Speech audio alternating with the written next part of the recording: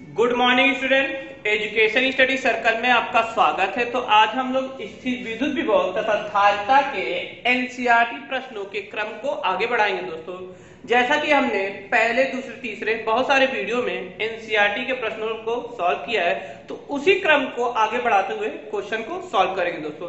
लेकिन स्टार्ट करने से पहले जिन स्टूडेंट ने अभी तक चैनल को सब्सक्राइब नहीं किया है, प्लीज सब्सक्राइब करें। चलते स्टार्ट करते, देखिए जैसे 35वां क्वेश्चन है, आपको दिख रहा होगा, कह रहा है तीन परावर्तक। देखिए, फिजिक्स को सॉल्व करने का पहला रूल है, क्या है कि जो जो दिया हो, जैसे क्वेश्चन में जो जो मान दिए हो, उन मानों को हम लोग क्या करें, लिख लें।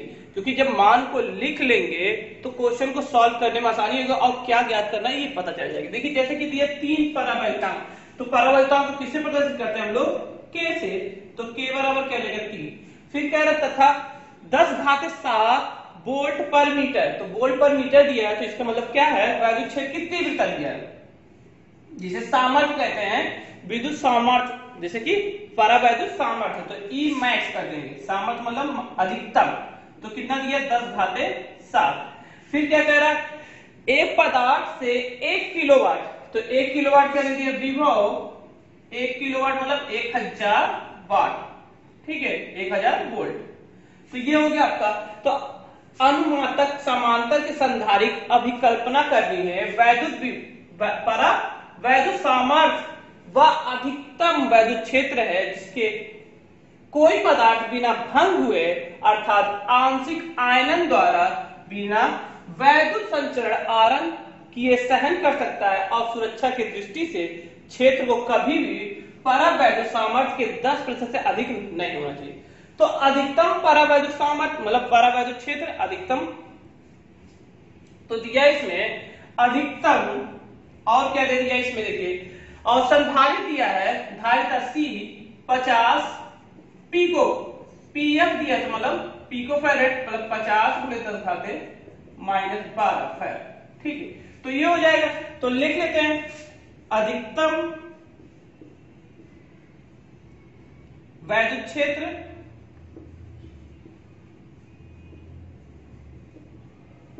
ई मैक्सिमम का क्या होगा, सामर्थ्य का 10, मतलब कितना दिया है, तो इसमें आपको कहा है कि सामर्थ्य, परावैद्युत सामर्थ्य का 10%,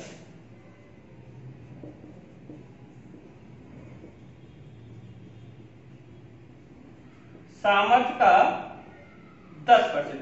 तो 10% कितना हो जाएगा, 10/100, और सामर्थ्य कितना है, ई मैक्स कितना है हमारा, 10⁻7। तो अगर ये जाएगा 1 0 से 1 0 कैंसिल हो जाएगा, और अगर 10 से भाग देंगे तो हो जाएगा 10⁻6। तो ये आ गया हमारा, ठीक है। तो ये जब आ गया है, अब इसके क्या करेंगे, अब क्या कह रहा है, क्या निकालने के लिए, तो कह रहा है न्यूनतम क्षेत्रफल होनी चाहिए। तो जैसा कि हम लोग ने पढ़ा है, क्या पढ़ा है कि हमको विभव मालूम है, तो E बराबर ई मैक्स बराबर V/d होता है। तो पहले D निकाल लें, तो D बराबर क्या हो जाएगा, V/ क्या हो जाएगा, ई मैक्स। तो ई मैक्स कितना निकला है हमारा, तो डी बराबर निकालते जाएंगे, तो ई मैक्स कितना निकला है, तो वी का मान कितना है, देखो 1000, और ये कितना हो जाएगा, 10⁻6। तो ऊपर जाएगा, हो जाएगा ये 10⁻3 × 10⁻6 बराबर हो जाएगा 10⁻3। तो डी बराबर कितना है, 10⁻3, ठीक है। तो डी का मान तो आ गया। अब हमको निकालना क्या है, हमको कह रहा है कि हमको क्षेत्रफल निकालना है। तो हमने समांतर पट्टिकाओं के लिए क्षेत्रफल पढ़ा है, C बराबर क्या होता है, आपने पढ़ा है, तो क्या होता है, ε0 KA/d, KA/d। तो यहीं से क्षेत्रफल हम ज्ञात करेंगे। थोड़ा सा इसको या आप नोट कर लीजिए कि डी का मान कितना आया है, 10⁻3, ठीक है। तो यहां से हम मान रख देते हैं, तो a बराबर क्या हो जाएगा, मल्टीप्लाई हो जाएगा, तो C D ε0 K, ठीक है। तो a का मान निकाल लीजिए, C का मान कितना दिया था, C का मान दिया था आपका 50, मतलब कि 50 × 10⁻12, और D का मान कितना है, 10⁻3, और यहाँ ε0 का मान 8.854 × 10⁻12, k कमा 3 है। ठीक है, तो ये हमारा है। अब ये 10 घाते माइनस 10 घाते माइनस 12 कैंसिल हो जाएगा। ठीक है, अब d का मान अगर इसे हम भाग देते हैं 3 से तो 3 बार जाएगा, तो 3 एक 3 और 3 6 18, तो ये आएगा। अब फिर इसको अगर हम 9 माने तो लगभग, तो 9 एक 9 और बचेगा तो 8 लगभग जाएगा। ठीक है, तो 10 घाते माइनस 3। ठीक है, 10 घाते माइनस 3, तो इसको हम लिख सकते हैं लगभग 19। क्या है? 19 गुणे 10 घाते माइनस 3। अगर ये इसमें है हमारा मीटर स्क्वायर, अगर इसको हम सेंटीमीटर स्क्वायर में बदलेंगे तो कितना जाएगा? 1.9 सेंटीमीटर स्क्वायर ये हो जाएगा आपका। अगर इसको हम किसमें बदलते हैं, क्योंकि 1000 से भाग देंगे, तो 1000 से भाग देंगे, सॉरी ये तो इतना रहेगा 1.9 रहेगा। जब यहाँ पे 1.9 है तो लगभग आएगा 19 सेंटीमीटर स्क्वायर। ठीक है, अगर 1000 से भाग देते तो। क्लियर है? नोट कर लीजिए, बहुत ही सिंपल क्वेश्चन था, आपको समझ में भी आया होगा। चलते हैं नेक्स्ट क्वेश्चन पे।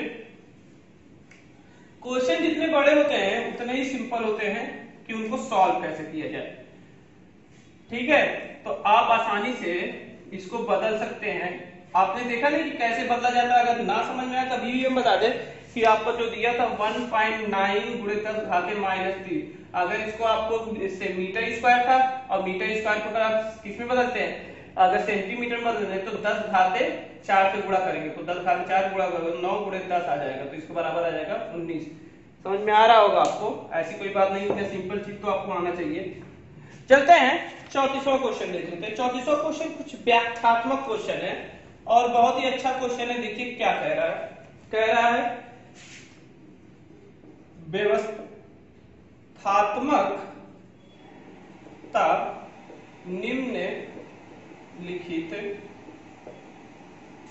में संगत समविभव पृष्ठ का वर्णन कीजिए। ठीक है, यही क्वेश्चन कह रहा है कि मतलब व्यवस्थात्मक निम्नलिखित संगत समपृष्ठ विभव का क्या करना है, हमको वर्णन करना है। तो पहला ए क्या दे दिया है, कह रहा है कि जेड दिशा में अचर विद्युत क्षेत्र। अब देखिए, जो भी उत्तर देना है आपको समपृष्ठ विभव के आधार पर देना है। किसके आधार पर देना है?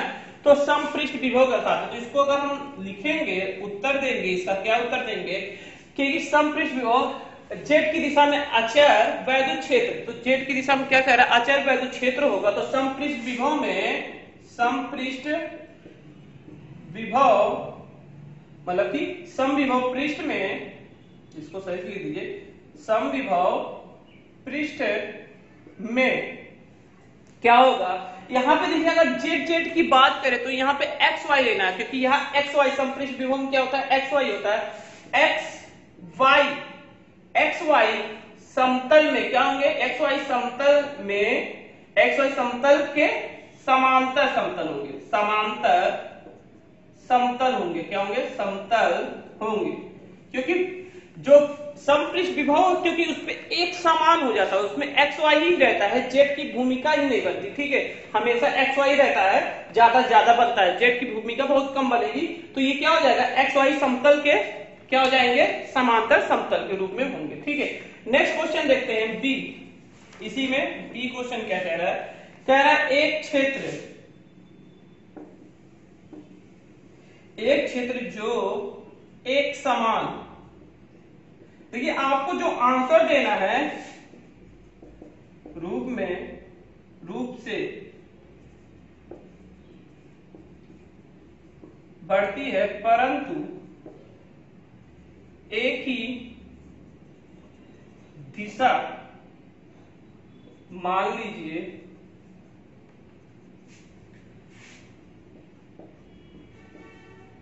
जेड दिशा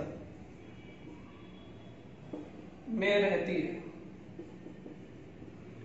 ठीक है, जेड दिशा में रहती है। देखिए इसका भी उत्तर क्या देना है आपको? एक्स वाई में ही देना है, जैसे ये जेड हमेशा क्या रहा है, जेड जेड दिशा दे रहा है, तो एक्स वाई। अब क्या कर रहा है, एक क्षेत्र जो एक समान रूप से बढ़ती है, तो समपृष्ठ विभव में तो क्या होगा, सम विभव पृष्ठ में वैद्युत क्षेत्र, जैसे क्या होता है कि एक्स वाई समतल में भिन्न भिन्न विभव के लिए, मतलब कि जैसे क्षेत्र बढ़ता जाएगा, वैद्युत क्षेत्र बढ़ता है, वैद्युत क्षेत्र क्या होता है, एक समान रूप से बढ़ता है, तो अगर वैद्युत क्षेत्र एक्स वाई क्षेत्र के समांतर बढ़ता है तो भिन्न भिन्न विभव की दूरियां क्या आती होगी, समीप होती चली जाएंगी।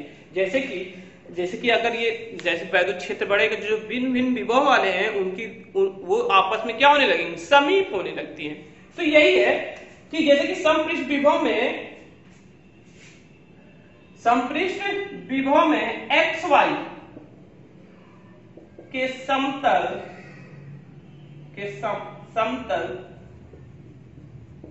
के क्षेत्र बढ़ने से भिन्न भिन्न नियत विभव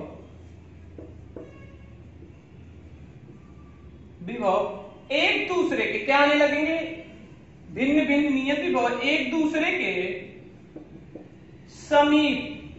समीप होने लगेंगे। तो ये क्या होता है, जैसे कि अगर समपृष्ठ विभव में एक्स वाई के समतल के क्षेत्र बढ़ने से क्या होता है, क्षेत्र के बढ़ने से, इसमें कहा समान रूप से बढ़ती है, तो क्या होगा, अगर एक समतल क्षेत्र बढ़ता है समान रूप से, मतलब समतल के क्षेत्र बढ़ने से क्या होता है, भिन्न भिन्न नियत विभव, जिनका विभव नियत रहता है तो एक दूसरे क्या आने लगेंगे, समीप आने लगेंगे, क्षेत्र बढ़ता है तो। ठीक है, नेक्स्ट क्वेश्चन देखते हैं। बहुत ही सिंपल क्वेश्चन है और इसको जो भी देना है सब समपृष्ठ विभव पे ही आधारित पे आंसर देना है आपको।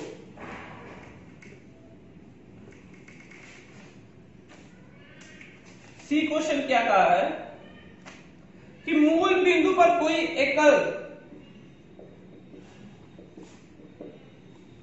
मूल बिंदु पर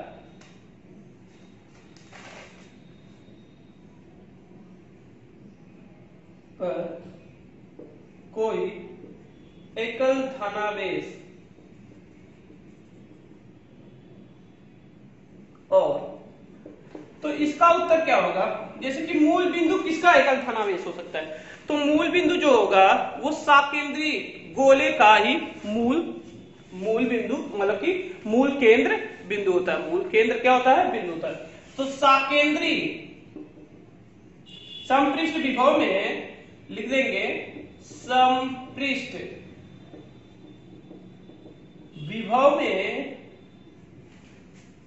विभव में साकेंद्रीय गोले, मतलब साकेंद्री का मूल बिंदु केंद्र होता है। ठीक है, तो इसमें पूछा ना मूल बिंदु पे कोई धनावेश है, तो इसको क्या कर लिख देंगे, यही लिख देंगे, सिंपल सा आंसर हो जाएगा आपका इतना। तो फिर क्या कह रहा है, एक समतल में समान दूरी पर समांतर लंबे आवेशित तारों से बने एक समान जाल,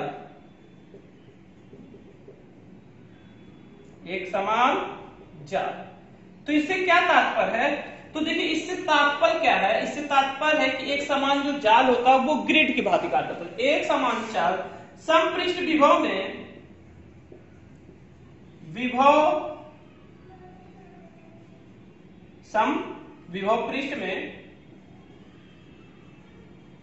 पृष्ठ विभव में एक समान जाल जो आपका क्या कार्य करने लगता है, ग्रिड की भांति कार्य करना है। ग्रिड क्या करता है, ग्रिड जब अधिकतम होता है, जैसे कि उसने कहा कि समांतर समान दूरी पर, तो ग्रिड जैसे कि समीप आएगा, तो ग्रिड अगर समीप आता है तो समपृष्ठ विभव क्या होने लगता है, उससे अधिकतम दूर जाने लगता है। क्या होने लगता है, समपृष्ठ विभव क्या होने लगता है, दूर जाने लगता है। ग्रिड के समीप, ग्रिड के दूर जाने पर, अगर ग्रिड समीप होने पर समपृष्ठ विभव, समविभव पृष्ठ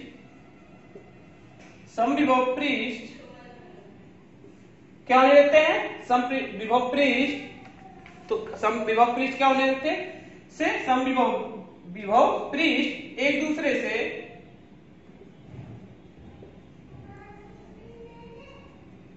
दूर जाने लगते हैं। और ग्रिड दूर होने पर समविभव पृष्ठ अर्थात क्वेश्चन में लीजिए जाल, मतलब तारों का जाल जो क्या हो जाएगा, समविभव पृष्ठ अर्थात मतलब कि ग्रिड जो है वो सॉरी जाल होता है, तो उसे जाल कहते हैं। तो क्या होने लगेगा, ये एक दूसरे के समांतर समीप होने लगेंगे। ठीक है, बहुत ही सिंपल आंसर है, इसको आप आंसर देख सकते हैं। तो ये कुछ मतलब कि समविभव के बारे में कहा था, तो समविभव पृष्ठ के आंसर ही हमको देना था, तो ये हो गया। ठीक है, आप ये दो इसको लर्न कर लीजिए, क्या करना है, ज्यादा दिमाग ना लगा के लर्न कर सकते हैं आप आसानी से। ठीक है, देखिए 35वां क्वेश्चन, 35वां क्वेश्चन क्या कह रहा है, किसी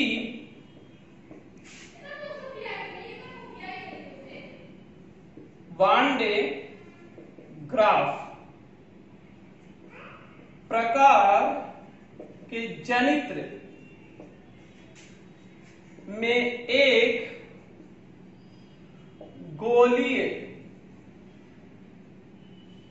गोली धातु 15×10⁶ विभव का एक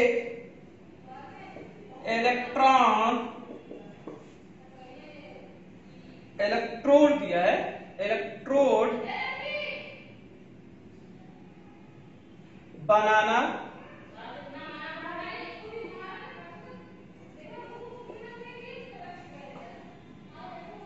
इलेक्ट्रोड के परिवेश का गैस का पराविद्युत सामर्थ्य 5×10⁶ मीटर इनवर्स है। गोली कोष की आवश्यक न्यूनतम त्रिज्या क्या है। तो सिंपल सा क्वेश्चन है, देखिए क्या क्या दिया है, तो सॉल्व करेंगे हम लोग, सॉल्व करते हैं आसानी से। वन डे ग्राफ के प्रकार के जनित एक गोली धातु कोष, मतलब क्या विभव कितना दिया है, तो सबसे पहले जो दिया है उसको सॉल्व कर लेते हैं। विभव दे दिया है हमारा 5×10⁶ वोल्ट दे दिया है। ठीक है, जो दिया उसको लिख लीजिए। फिर कह रहा है एक इलेक्ट्रोड का बना है, इलेक्ट्रोड के परिवेश में गैस का परावैद्युत सामर्थ्य मतलब ईएस, आपको अभी हमने बताया कि मैक्सिमम होता है ई मैक्स, तो ई मैक्स कितना दिया है 5×10⁶